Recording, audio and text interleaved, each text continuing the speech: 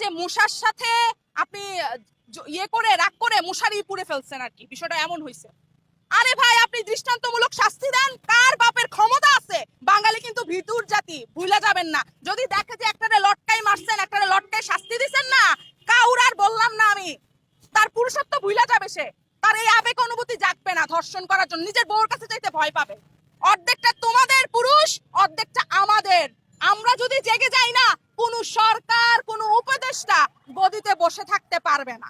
আমি লাশ নিয়ে রাজনীতি দেখতে পাই কখন জানেন? যখন আমি খুব অবাক হই, আমার ডাক্তাররা যারা আসিয়াকে চিকিৎসা করেছে, সে আসিয়ার পাশে দাঁড়ায় ছবি পোস্ট করে। কেন তুমি ছবি পোস্ট করলা? আমি দেখতে পাই অনেক উপদেষ্টারা দল বল নিয়ে, প্রশাসন নিয়ে আসিয়াকে দেখতে চাই। কেন তুমি দেখতে যাবা? আসিয়ার চিকিৎসা না করে তোমরা আসিয়াকে দেখতে যাও, তোমরা ফটোশুট করতে চাও।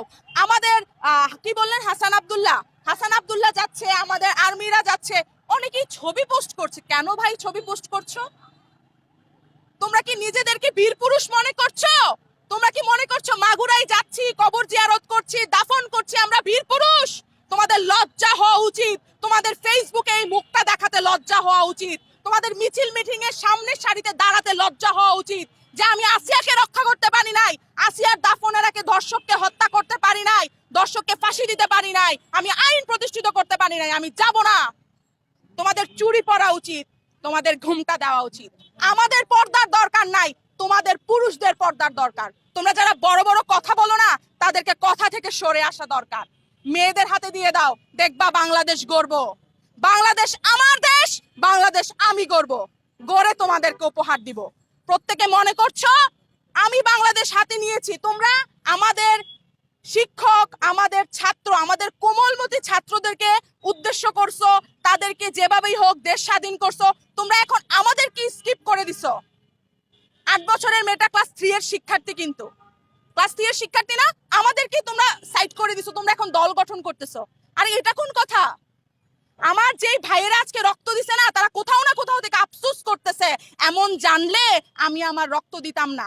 মারে আমারে মাফ করে দিস, বোন রে আমারে মাফ করে দিস, আমি বাচ্চা থাকলে তো তোর ইজ্জতটা আমি রক্ষা করতাম। সবার উদ্দেশ্যে বলছি, আপনাদের হাতে পায়ে ধরে বলছি, নারীকে চেতাবেন না। নারী চেতছিল, বীরাঙ্গনা হইছে, যুদ্ধ মুক্তিযোদ্ধাকে জয় করছে। সেম ভাবে আপনারা আমাদেরকে চেতাবেন না। 2024 সালে আমরা রুখে দাঁড়াইছি, 26, 27, 28, 29, 30 রুখে দাঁড়াইতে সময় লাগবে না। নারী পারে না এমন কিছু নাই, নারী আপনাদেরকে জন্ম দিছে, নারী বাংলাদেশ জন্ম দিছে। বলে না যে মশার সাথে আপনি ইয়ে করে রাগ করে মশারি পুড়ে ফেলছেন আর কি, বিষয়টা এমন হয়েছে। আরে ভাই আপনি দৃষ্টান্তমূলক শাস্তি দেন, কার বাপের ক্ষমতা আছে? বাঙালি কিন্তু ভিতুর জাতি, ভুলে যাবেন না। যদি দেখে যে একটারে লটকাই মারছেন, একটারে লটকাই শাস্তি দিছেন না, কাউর আর বললাম না আমি, তার পুরুষত্ব ভুলে যাবে সে, তার এই আবেগ অনুভূতি জাগবে না ধর্ষণ করার জন্য, নিজের বউর কাছে যাইতে ভয় পাবে।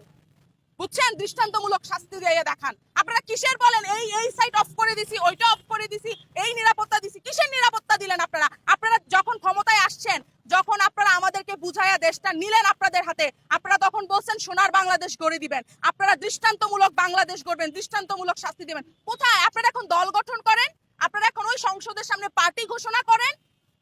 আসিফ নজরুলের সাথে, ভাইয়ার সাথে কি এই কথা ছিল আমাদের? হাসান আব্দুল্লাহর সাথে কি এই কথা ছিল আমাদের? ওদের সাথে কি কথা ছিল ওরা কোনো দল গঠন করবে?